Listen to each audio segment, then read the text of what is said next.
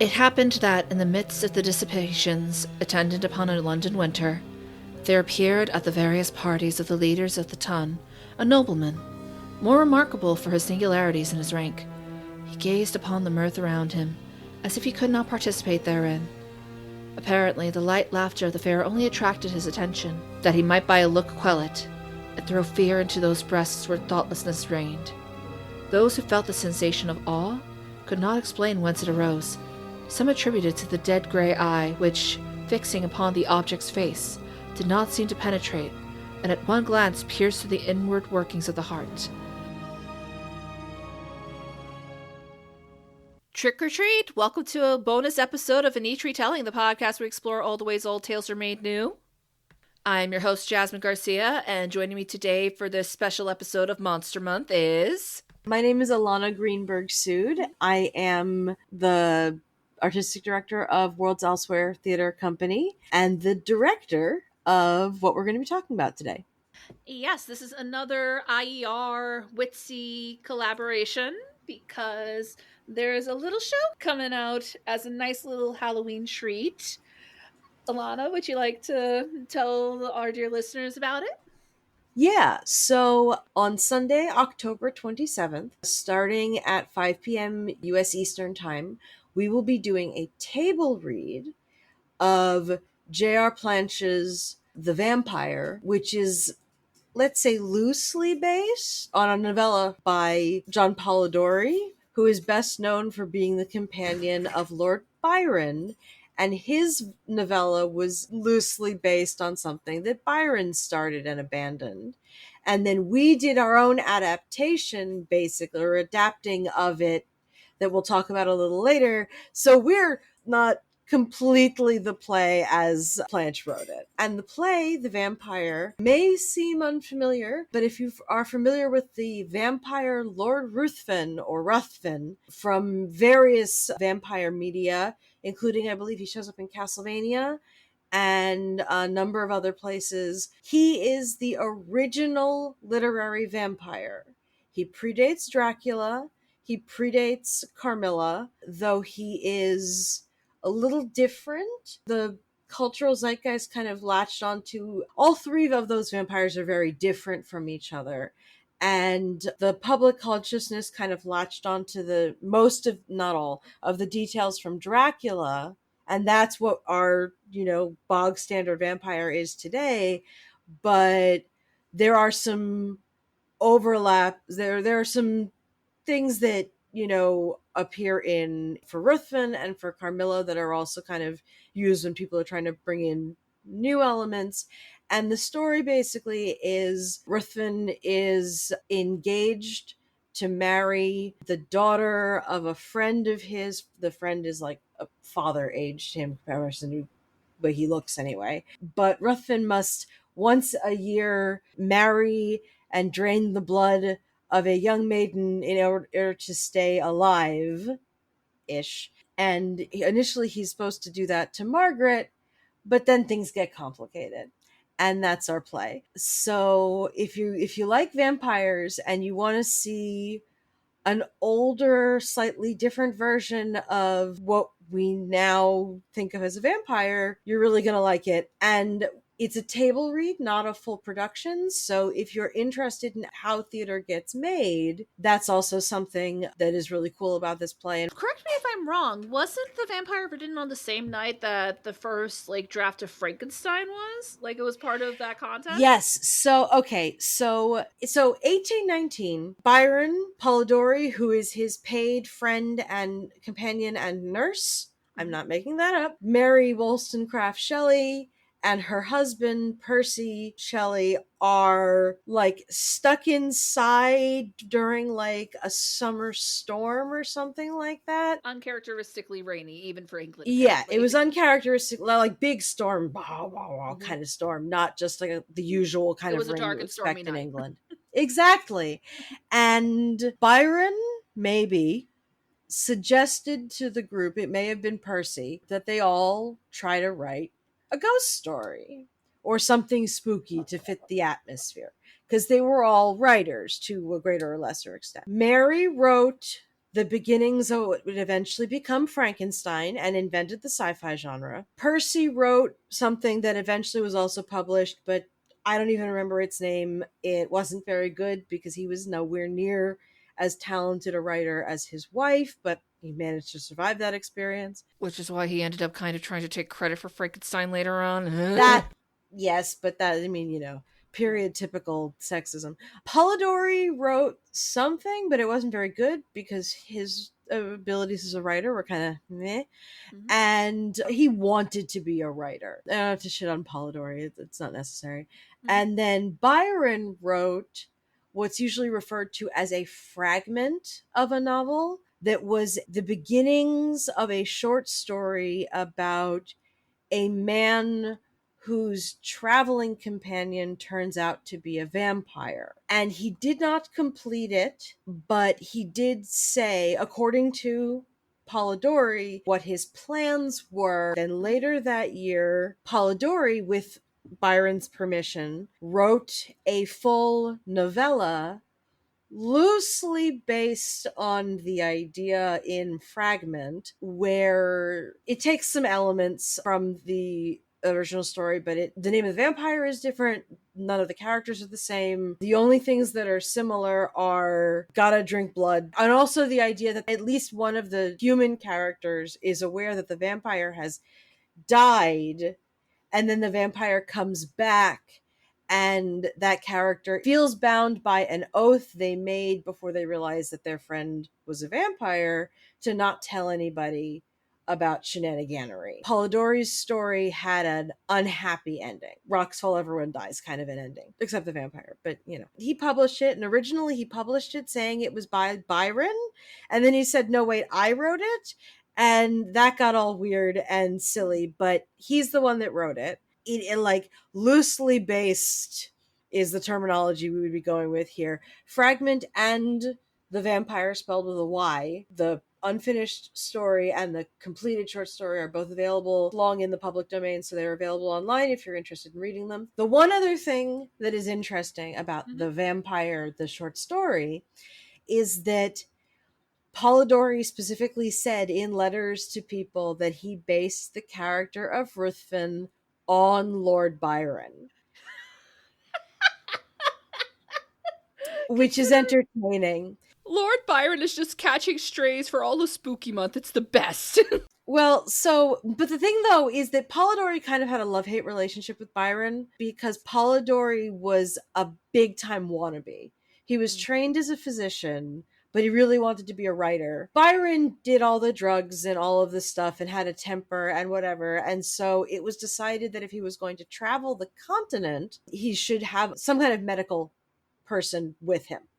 And so Polidori got the job to be his nurse and supervise his stupidity, which allowed him to hang out in all of these circles with all of these literary and artistic people. So he kind of got to hang out with all of them, and then he started writing, but nobody thought his writing was very good. After this, Byron eventually decided that he was a wannabe and a bore, and kicked him out of the club. And because he wasn't actually like an artist or a writer or a famous debutante or society person, whatever, he stopped being able to hang out with these people. He got real grumpy about it. And then in his later years, he had an accident where he fell off a horse, or the horse rammed him into something, which literally damaged his brain. And he basically disavowed everything he'd written before and wrote new stuff that was very different, and it's really weird, and it just goes to show that the brain is very, very strange. And back to 1819, a play based on the short story was written in French. I don't know very much about that. I didn't go down that little rabbit hole. And then the following year, JR Planche wrote The Vampyre with an I, and it was staged starting in 1820. And that is the play that we adapted that we're going to be doing the table read of on the 27th. All right. That's fascinating, honestly. So Ruthven is not the name of the vampire in the first one, but is in the second and third. Okay. All three of them take place in different places. And all of the other characters have different names. Into the vampire verse, I guess.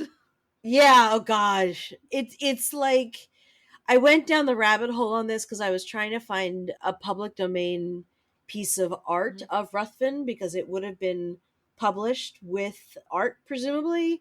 And I don't know if I've found it as time of recording, but I went much further down the Polidori and Byron rabbit hole just because, wiki walking. And it gets real weird. So but it's tangentially related to Lord Byron, so of course it's weird. The way we stumbled on this play was Dracula's copyright is complicated.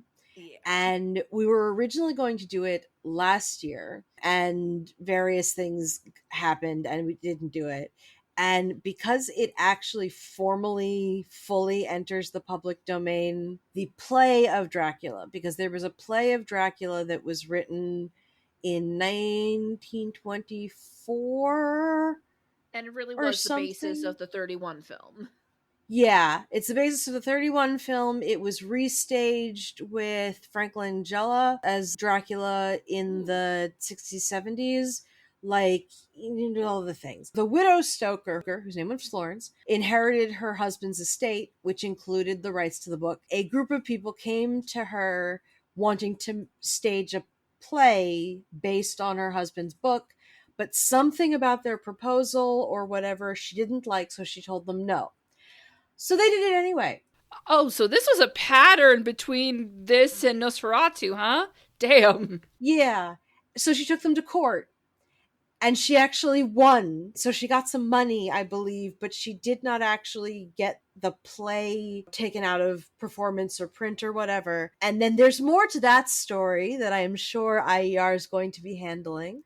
What? And No. I just, logical assumption. And then later, a guy whose last name was Dean, who had actually worked with her husband because Bram Stoker did theater, and he actually began writing a play of Dracula and abandoned it, which is fine because I've read the first couple pages and they're not what the book is. Let's just go with that. So this guy came to Florence and he said, I had talked to your husband about how he'd like it staged.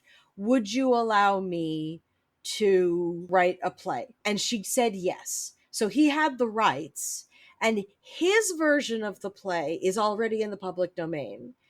But when it was brought to America after it had been staged in the UK for a couple of years, thus putting it out of the public domain now in the future until next year, they made a whole bunch of changes written by a guy named Balderston, and that is the version that was staged in the United States, was brought back and replaced the original version in the UK on the West End. And it's then the one that the movie was based on. And then when they did the revival and then the other movie and all that, they come from there.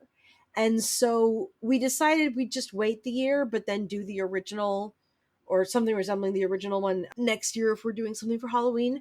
And so we went River Lane, who is a friend and contributor to this show as well. We went through and did a bunch of research to try to find plays that were in the public domain that were actually spooky in some way by modern standards, because this is a thing that's really interesting that you guys may have discussed already just because of the stuff that you've done, but like the Victorians and earlier, at least in the English tradition, UK, whatever, but a lot of also Western Europe as well, their idea of what was scary and our idea of what was scary is very different. Most of the plays that we could find were either just really bloody but not particularly scary, and like 3 of them were about how the real horror is being female, which yeah, we knew we were going to be doing a table read, but we found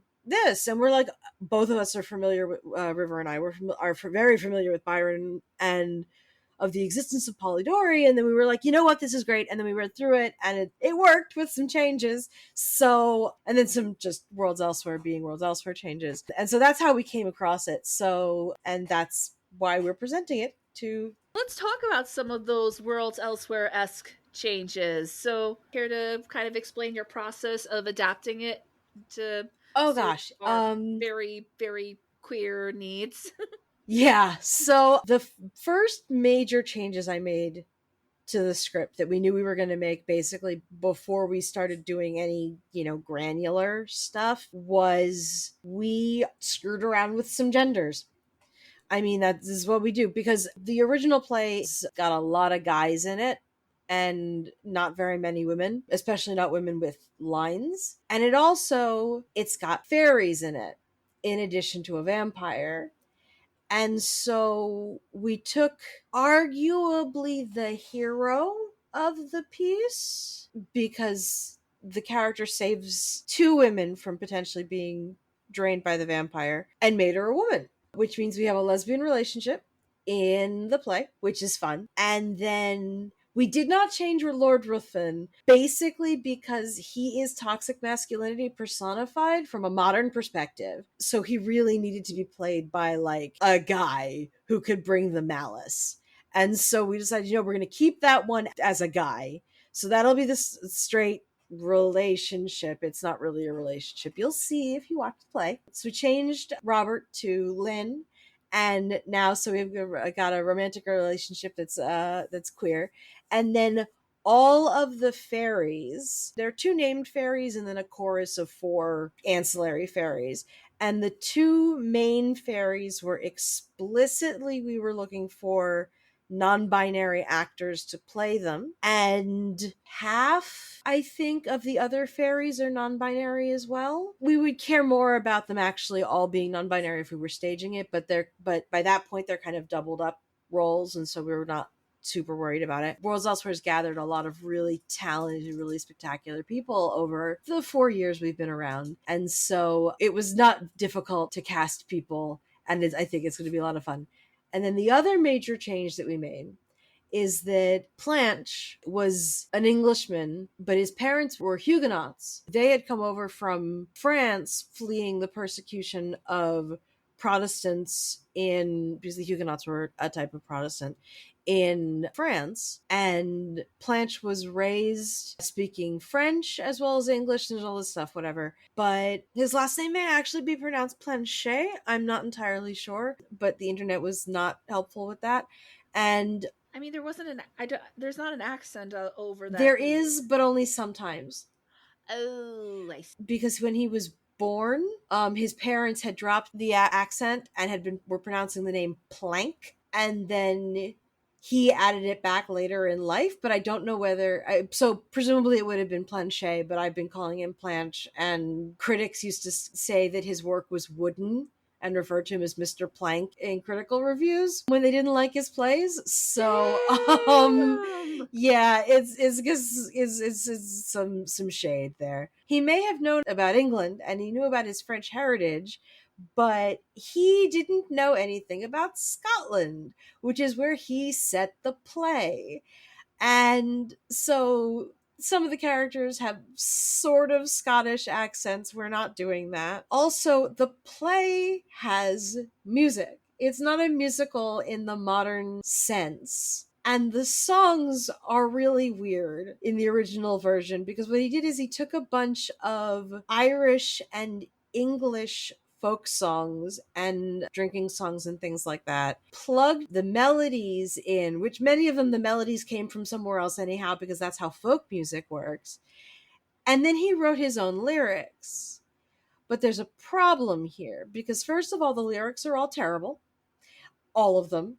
Uniformly. Second, some of the songs come in really weird places in the narrative arc, and so like screw with the arc of the show. So one song we cut and one song we kind of moved around the placement of the song and changed the purpose it serves in the plot to keep the rising action going. And then we decided, hey, just for fun, let's see if we can actually replace these with real Scottish folk songs. But it turns out that there isn't really a tradition in Scotland of drinking songs.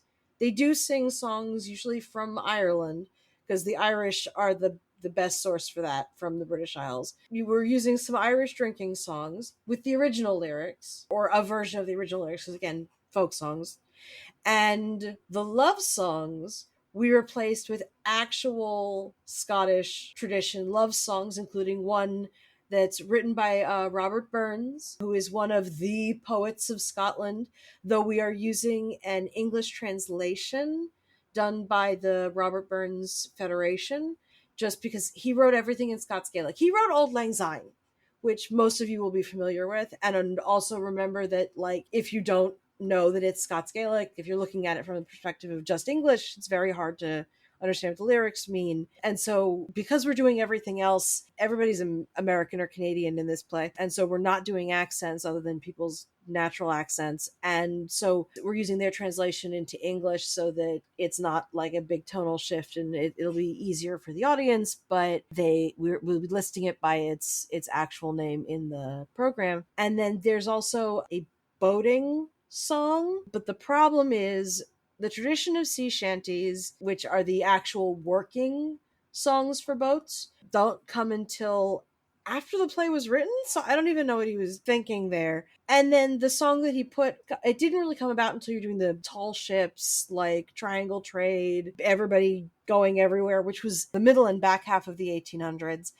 And the Scots and the Irish didn't particularly do big boats, so there aren't actually really any old Scottish or Irish sea shanties, and very few like sea folk songs, which is what most songs that are about the sea and boats actually are. But if you were on the internet during the Wellerman thing, you probably know all about this. Yes. We're not going to go into that in detail. Speaking of adaptation, but we're going with the Sky Boat Song, which, if you're familiar with Scottish history, you may be familiar with. It's not technically a rowing or rope pulling song, but it works for the purposes of the exercise, and it's actually Scots. So hey, the other changes we made mostly had to do with clarifying some dialogue here and there. And then because this is being done as a table read, the stage directions have been turned into actual narration, so that the audience will have described to them some of the things that wouldn't be able to show them online, like without much difficulty anyway, but things we won't be doing for the table read, prop work, scenic elements, things like that. Yeah, it sounds like the original play was nigh incoherent with what you're saying about the changes that you made there. Well, I mean, I don't know how it was received at the time. I am guessing not spectacularly, considering that we're going to talk more about this later, but that Dracula is really the vampire that's stuck in the public consciousness, because this predated it by a good 40 years. It is comprehensible. A lot of the language changes have to do with the fact that grammar was in English was a little bit different. Well, sure. A couple hundred years ago, even though it's much more recognizable than, say, Shakespeare, or even Jacobean, Restoration period stuff. There are just a couple of places where it's a little bit much, or he's doing look, they're Scots, and it's no, we're cutting that. And then the thing with the songs were all, we wanted to be more authentic, I guess, sort of, or just see if we could do it, because we were going to need to replace the songs anyway. And the funny thing is, the one that's the Robert Burns song, which would have been a poem set to music, was in the play originally, the same melody but with a set of lyrics that were written for the play that are worse than either Burns's song or the song that it was originally based on, because the melody for Ava the Erts, which is the Robert Burns song, was originally written for something else, and we actually know who wrote it and why. the melody is English, and it's just a mess. But like it was a certain amount of a can we do this sort of challenge for River and I to fix this. And I think we did. Neither of us are particularly Scots. I'm very much not Scots. So it's not like I'm like, correcting it because it's my heritage or something. It's just like, it's funny because Planche, when he wrote this play even, was supposedly really interested in the history of where stories came from and dramaturgy and things like that. And then like, but drop the ball there. Not to shit on the UK, the English can be like that sometimes. It's wild. Like the play is perfectly readable and would be perfectly performable in its original form. And it's actually very interesting because it originated the trapdoor effect used to drop the vampire off the stage at the end or make him disappear at the end of the play originated with this play. So the play has historical significance. Wicked owes the show big time. As well as just being like from a theater perspective as well as from a literary perspective. And so that's why we decided, this is cool. Most of the other stuff that we found this first time around we're probably not ever going to come back to, but this one we were actually like, it wasn't just like it's the only one, but it was like actively interesting from a dramaturgical perspective, which I have some dramaturgical training. And I find that stuff fascinating, and River does as well. So we had fun digging into and ripping apart this play. I wouldn't call it an adaptation in a full sense because we didn't change it enough, I think. But I did adapt it. So like, whatever, words. Well, since we're on the subject, so why do you think that the Vampyre and Lord Ruthven just don't get the spotlight the same way Dracula and now even Carmilla do? Because like you said, Dracula kind of stuck with the public consciousness, but in an era where it's more okay for Carmilla's lesbian tendencies to be talked about, she's definitely been on the rise in popularity. Oh, so, absolutely.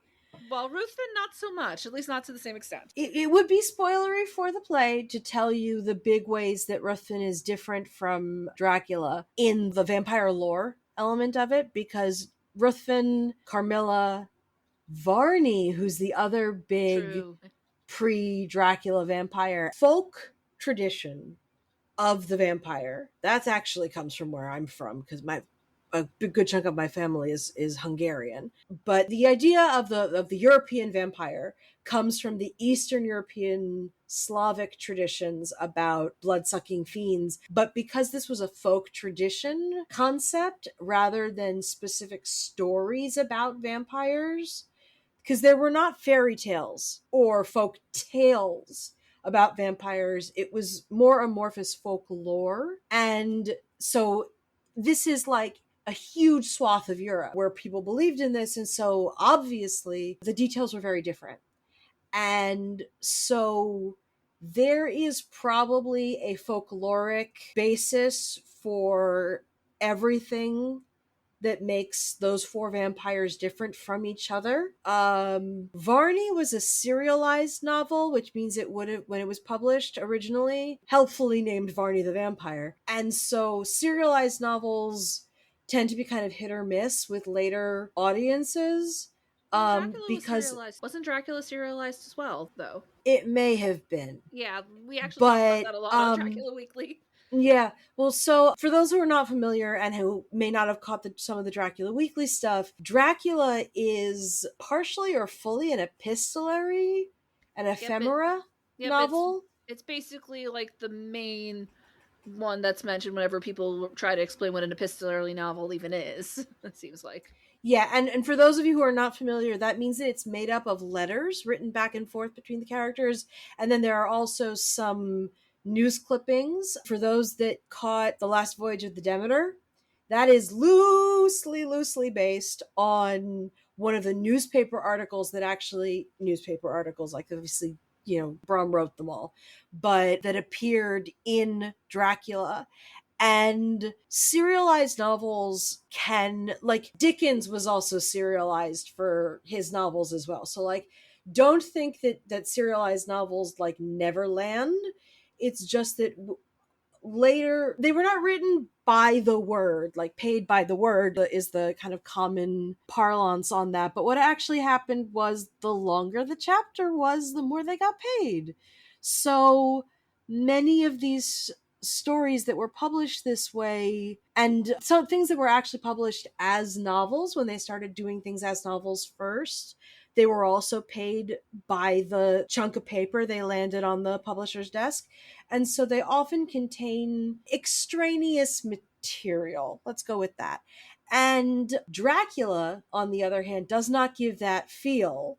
I think that's one of the reasons why, sometimes there are parts of it, but I was going to say, like, if this was being published in the modern day, there'd be so much material that get cut. as compared to some of its contemporaries, Varney, I believe, being one of them. I'm not as familiar with that one, but for those of you who are familiar with fanfiction and are familiar with the stories that just are like 87 chapters and half of them are repetition of something else within the story, this is kind of what was going on. And so sometimes they would edit them down when they published them as a novel, and sometimes they wouldn't. But I think that Dracula is just better written and it got better press, and people were already interested in the vampire genre by the time Stoker wrote the novel. And so he kind of got to stand a little bit one foot on the shoulder of the folklore and one foot, because he did actually study the actual folklore from Eastern Europe and then decided which pieces he wanted to use, which is his right as an author. That retelling, that's what we're here to do. And the other foot was on Ruthven and Carmilla and Varney. And Ruthven and Varney, and then, as Jazz mentioned, more recently, Carmilla, appear in other works, though often they don't much resemble their original versions. It's just the names, which is fine because, again, retelling, adaptation. Carmilla was considered kind of salacious when it came out. The vampire thing was a little bit salacious, but like just in a, blood drinking as a metaphor for sex kind of thing. Yeah. Which is the same thing we're dealing with, in the Age of Twilight and things like that. But Carmilla had a not terribly subtle sapphic element to it. And so it was considered very salacious when it was first published. I think there may have been places that refused to re-release it and things like that, whatever. But as the women's liberation movement got started and queer liberation movements, Carmilla has seen much more time in the spotlight. First as the female vampire, and then as the women-loving women vampire. And anyone who retells Carmilla as straight is going, in this day and age, is a bad person. I say Looking this at you, as Batman versus Dracula. Exactly. But I really just think that Stoker, part of it is just that he got lucky. He went viral. And so think people going backwards and building worlds with vampires in them, like Castlevania, like lots of other video games and stories that have multiple vampires in them. I believe that all four of them appear in the World of Darkness. We're actually Vampire the Masquerade, the tabletop role-playing game, which also has a video game based on it, but I don't know if these other named vampires appear, but they are actually canonical NPCs in Vampire the Masquerade, the tabletop game. But there are just if you want to reach into literary history and grab other vampires, gotta use Dracula. Can't not. Obviously. And then those other three, usually Carmilla, then Ruthven, then Varney. But yeah, who knows why people latch onto the things that they do. I have not actually read the short story. I have only read the play of the Vampire, which again are very different. I couldn't give my subjective opinion of the writing based on the rest of Polidori's writing history. I'm guessing that it just didn't really get its hooks in. Mm-hmm. And then people came back around to it much later. Nope, that makes perfect sense. As I said, the play is on Sunday, October 27th. The stream will be on YouTube and Twitch simulcast live starting at 5 p.m. Eastern, US Eastern.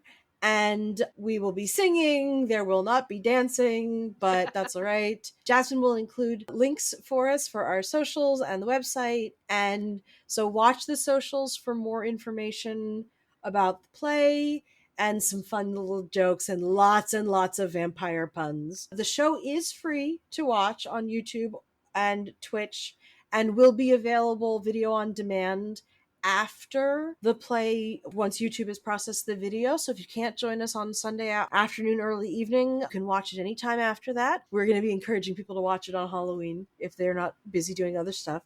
And it is free, but Worlds Elsewhere Theater Company is a nonprofit theater, and all of our operating budget comes from donations from viewers. So if you would like to help contribute to our work, there is a link which will be up by the time this video goes up. Well, podcast, we don't have a video aspect yet. Maybe we will someday, but not yet. That will allow you to make a donation of any amount of your choice.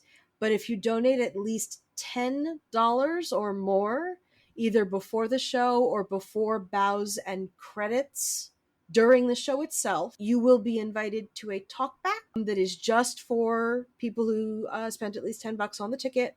And we will also be including a list of the names of the $10 and up donors in the program, because the program always gets an edit after the show to show that it's now a past production as opposed to upcoming. And so your name will be on that and will be included on the website as part of the donors for 2024 as well. And also we have a merch shop, which Jazz will also have the link for. And we actually have specific merchandise for the show up already at time of recording that will continue to be available. There's no time limit on it, as well as merchandise for Worlds Elsewhere itself and some of the other plays we have done. We haven't done our full back catalog yet. And all proceeds from that, so everything that we actually earn, goes directly back into making more virtual, socially distanced, socially conscious theater.